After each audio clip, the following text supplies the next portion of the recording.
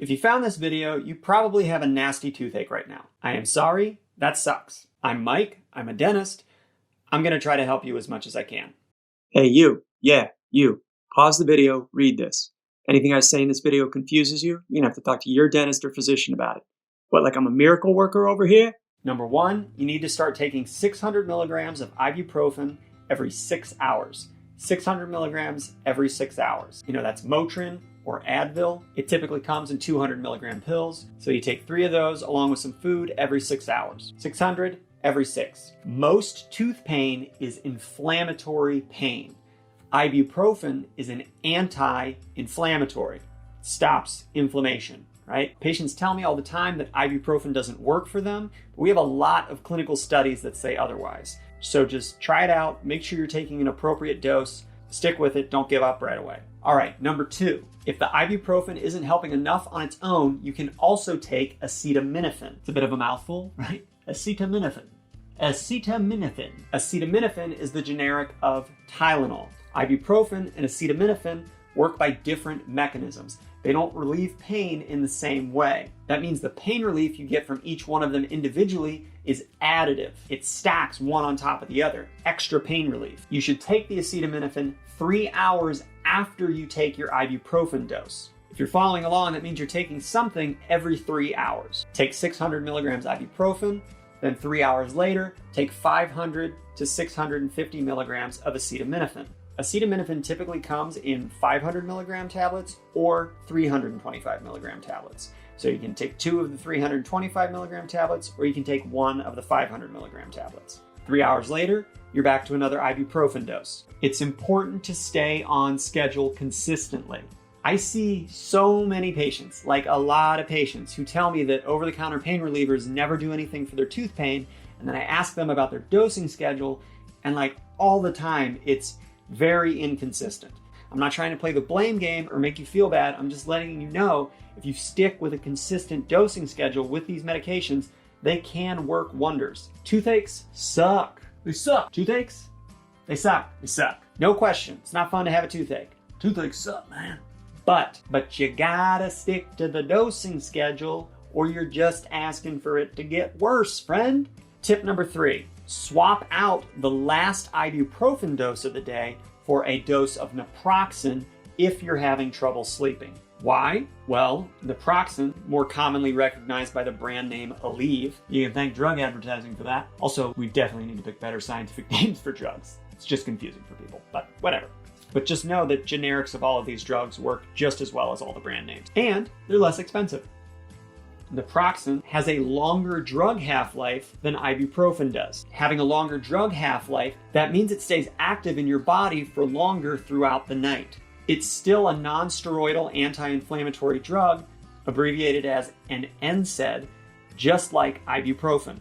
Anti-inflammatory, tooth pain is inflammatory pain. We're going to anti the tooth pain with ibuprofen and naproxen. But you don't take those two at the same time. So a full day's dosing schedule might look something like this. At 8 a.m., you take 400 to 600 milligrams of ibuprofen. At 11 a.m., you take 500 to 650 milligrams of acetaminophen. At 2 p.m., you take 400 to 600 milligrams of ibuprofen again. At 5 p.m., are you getting bored with this yet? You take 500 to 650 milligrams of acetaminophen.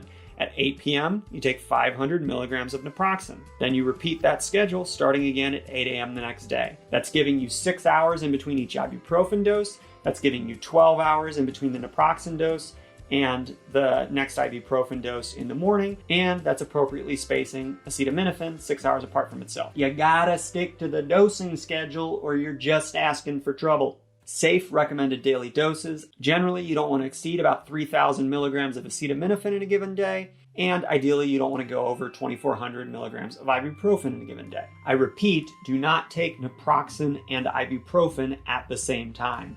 No. If you have more specific questions about any of this, the dosing regimen, you're going to have to talk to your physician or your dentist.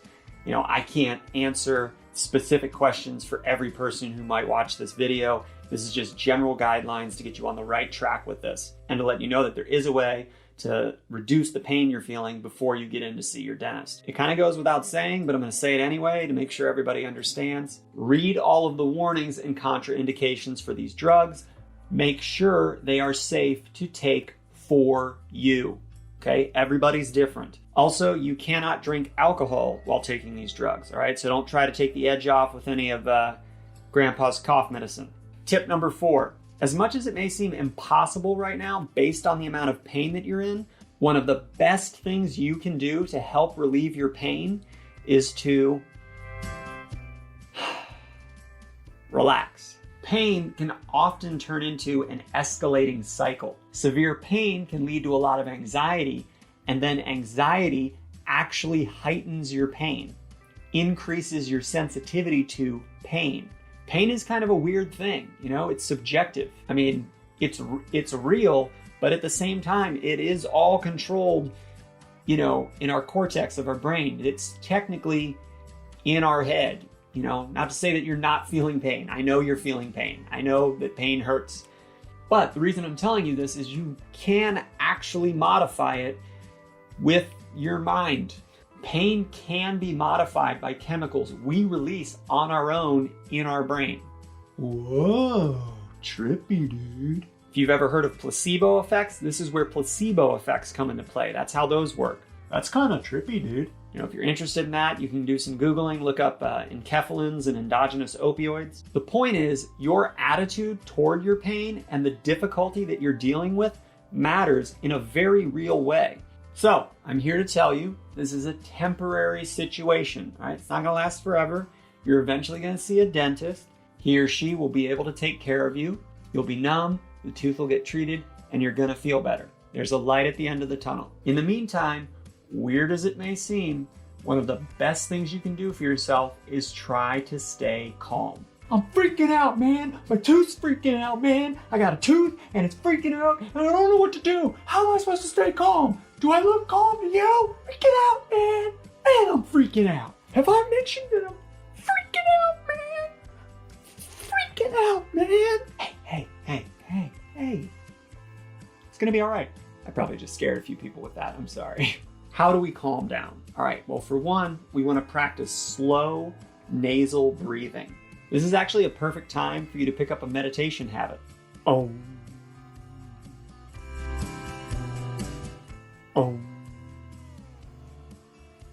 What if I just fell asleep? You know, what if that was the rest of the video? Just.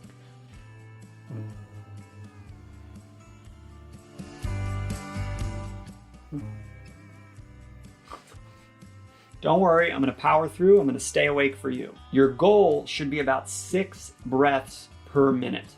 Slow, calm, steady. Find a seated position that's comfortable for you and just relax. Chill. Breathe in for a 4 count. Hold for a 4 count. Breathe out for an 8 count. Relax. 1, 2, 3, 4. 1, 2, 3, 4. 1, 2, 3, 4, 5, 6, 7, 8. If you feel silly, you're doing it right. If you get nervous at the dentist, that's actually a nice way to relax at the dentist as well, that little breathing exercise. There's plenty of other, breathing, relaxation exercises you can look up. There's plenty of meditation apps out there. I'm sure you could, look up meditation for beginners on YouTube. So those are my basic pain relief tips that you can use on your own right away.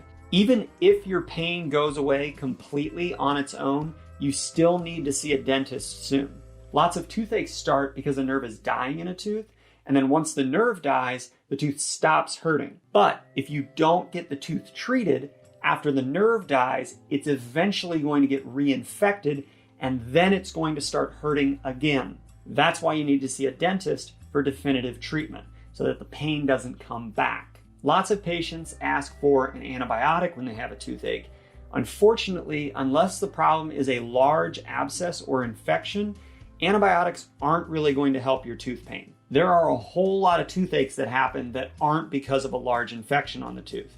It's It's because of active pain from a dying nerve. It's actually pretty rare that a dental patient would need an antibiotic. Things have to have gotten pretty out of hand for that to be necessary. You're much better off getting definitive treatment for the tooth that's usually either a root canal or removal of the tooth, depending on the situation. I just want to be clear, antibiotics never cure anything when it comes to a dental infection. The infection will always come back because if the tooth is there and it's not been treated, it's acting as a funnel, as a pathway for bacteria to get from your mouth into your jawbone. If you don't treat the tooth, that won't stop. Also, please don't ask your dentist for narcotics.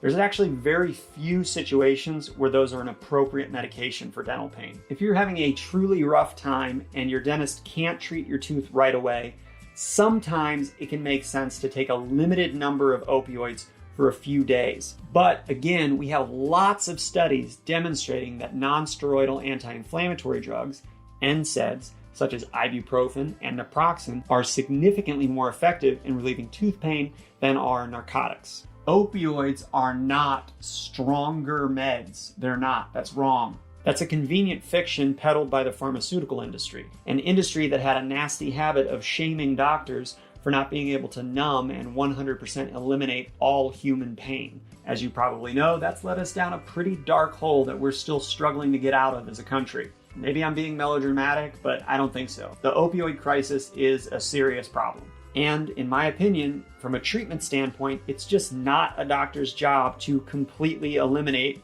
the experience of human pain.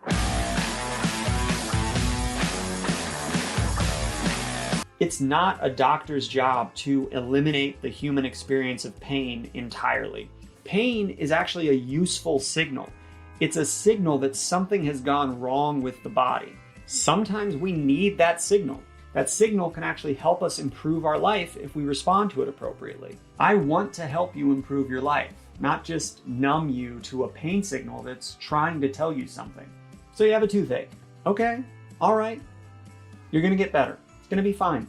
I would like to help you never have this problem again. I have a whole YouTube video channel thing that will teach you how to never have problems with your teeth. Please like, subscribe. See how I snuck that in there? I'm so sneaky. I'm just so naughty, aren't I? Like, subscribe. Almost all dental problems are completely preventable. Like most of them. You don't ever have to deal with them. I mean, yeah, there's some stuff that's gonna happen, but for the most part, you don't have to have issues with your teeth or gums. But I understand that lots of people don't know how to keep themselves healthy. I see this with patients every day. And I try to teach them that there's a limit to how many people I can reach working in a dental office. Not everybody can afford the dentist. Lots of people are scared of the dentist. But hey, I'm on YouTube. I'm not scary. I'm not expensive. I'm gonna help you keep your smile healthy, happy, and pain-free for a lifetime. I don't like it when patients are in pain. That's not good. It's not fun for me going into work and talking to people holding the side of their face in agony, cursing existence itself. I would much prefer people be smiling and bit-bopping around and doing the things they want to be doing in life, making the world a better place. The trick is, I have to get people to believe in the power of preventative medicine, okay? Preventative medicine. That's what effective dentistry is all about. You are better off keeping what you have. Emergency medicine, once you already have a toothache, it's expensive, it's inconvenient, it's painful, it's all the things you don't want. That's why you're here watching this video. You know that this sucks right now. We don't want this to happen again. Part of the problem is you can have a lot of damage to your teeth before anything starts to hurt. And that's not great because then people don't get motivated to see a dentist until they're already suffering from something. Fixing it after it's broke, that's hard. Preventing it from breaking in the first place, that's easy. If the first time that you show up to a dental office is with a toothache and then 10 other problems, that can be kind of daunting to take on, from an expense standpoint, from an anxiety standpoint. I get all of that. We got a lot of work to do in that situation. I would much rather catch you and help you before we ever get anywhere close to that point. Again, preventative medicine. That's what I practice myself. That's how I take care of my own teeth. That's my personal dental health philosophy. And I think if it's good enough for me, it's good enough for you. So I don't really have problems with my teeth, and that's not an accident. And I'm not trying to brag like, look at me, I don't have problems with my teeth, and haha, look at you, you got a big tooth problem. That's not what I'm trying to say. I'm just trying to say I understand. I know all of the things that make it so you don't have problems with your teeth. I need to give you that information so that you have all the inside secrets on how to never have tooth problems. So yeah, I hope you get in with a dentist soon. They're able to help you fix your problem, you get out of pain. And then, yeah, come on back, check out the channel, check out some of the other videos. I think I probably have some things that would be helpful for you so that this doesn't happen to you again. And you can even start improving your dental health and improving your smile and getting some confidence back about dental visits and not being afraid of the dentist as much.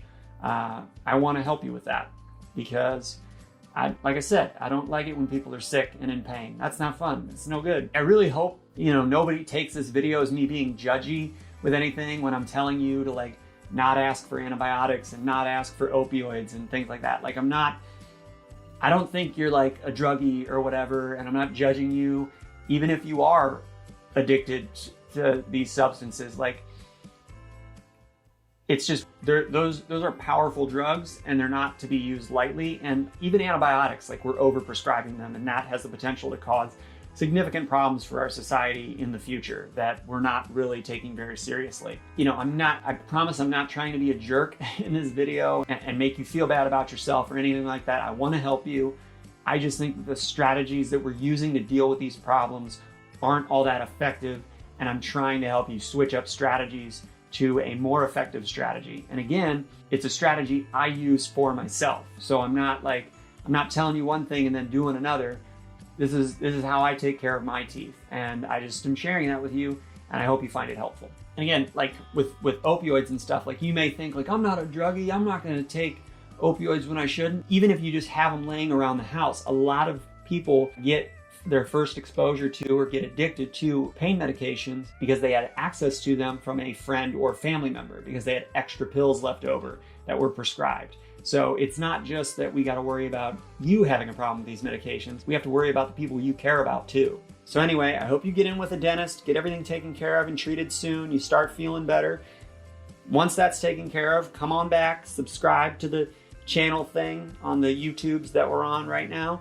And, I'm going to do my best to help you improve your dental health. That's what I want to do. I hope you're interested in that. You are better off keeping what you have. You are better off keeping what you have. Preventative medicine. Please like, subscribe. See how I snuck that in there? I'm so naughty. Please like, subscribe. See how I snuck that in there? I'm so naughty. I'm so naughty, aren't I? Please like, subscribe. See how I snuck that in there? Oh, I'm so naughty. Just, you won't have tooth problems. You won't have teeth issues. Those will not be a problem for you.